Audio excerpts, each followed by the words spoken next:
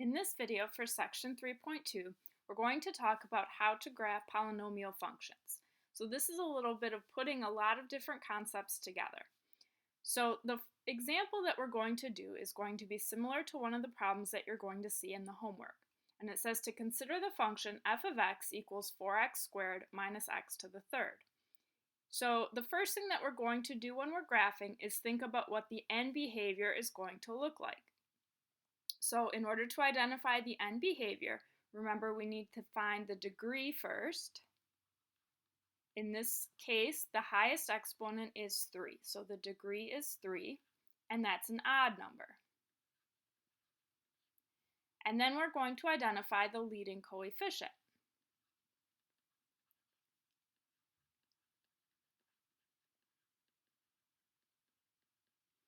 So we have a negative sign in front of the x to the third. That means my leading coefficient is -1. So it's negative.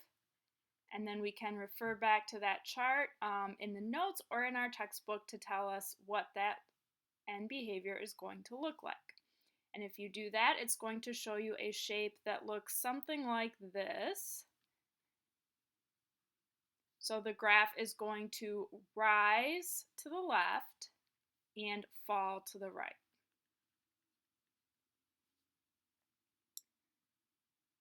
Next, we're going to find the x-intercepts, and the way that we do that is we set the function equal to 0 and solve for x. So we're going to have 0 equals 4x squared minus x to the third.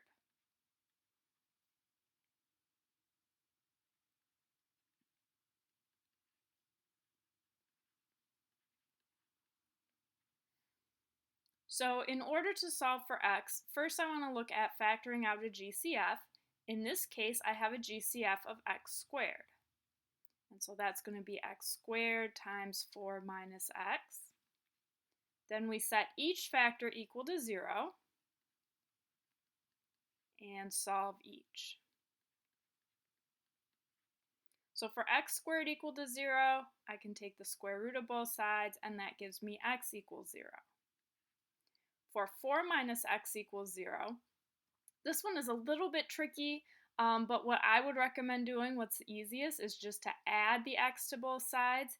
Even though we don't normally move the x, we normally move the other number. If I do that, that gives me 4 equals x, or x equals 4.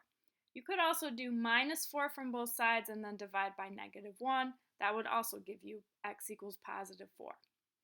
So these are the x-intercepts. Now we want to figure out what the graph is going to do at each. And for that, we need to use the multiplicity. So x equals 0, that factor comes from a multiplicity of 2, because that's x squared. So the multiplicity there is 2, and that's an even number, so that tells us that the graph is going to touch and turn around at that point. For x equals 4, that comes from a factor with a multiplicity of 1. Because there's no power on that parentheses, it's an automatic 1.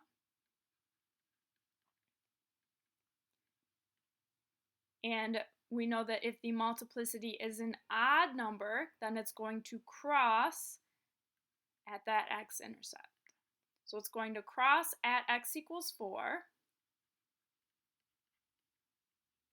and touch and turn at x equals 0.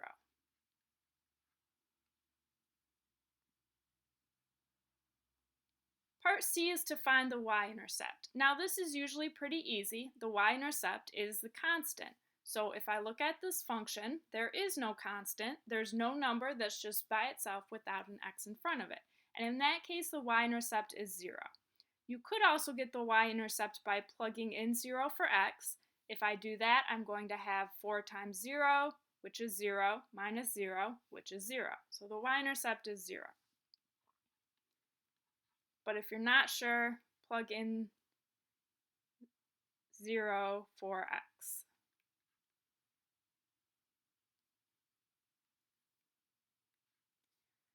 Part D says to determine whether the graph has y-axis symmetry, origin symmetry, or neither. Or in other words, is it odd, even, or neither? Now, this is a little bit tricky. For these graphs, when you're thinking about symmetry, one thing that you can think about is the x-intercepts. So if I look at my x-intercepts, I'm going to have one at 0 and one at 4. So I'm going to plot those on the graph and then come back to what that tells me about the symmetry. Now, if it were symmetric about the y-axis, then I would need to have an identical point on the other side.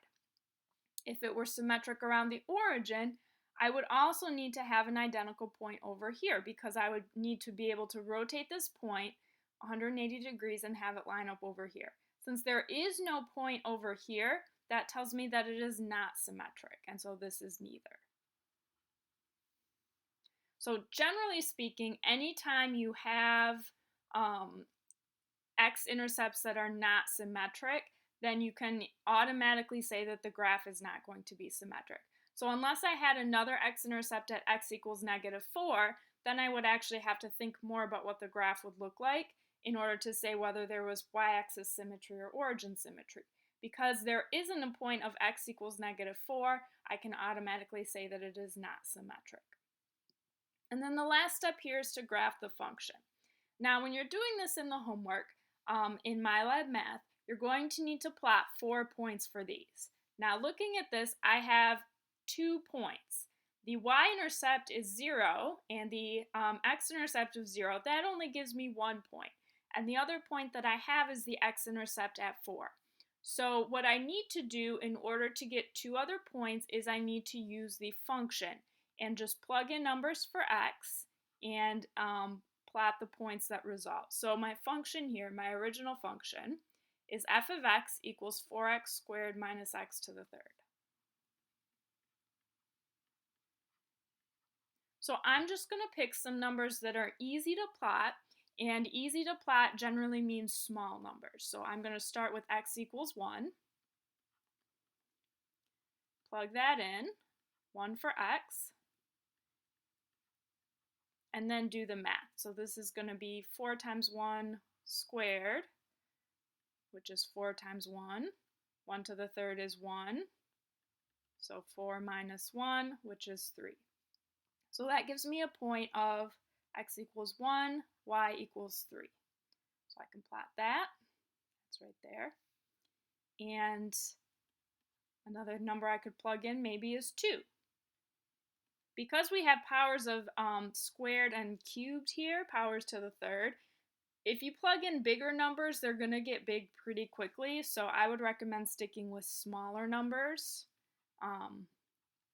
You could also plug in negative numbers if you want, but I usually try to avoid that if I can, just because it makes the signs a little bit trickier.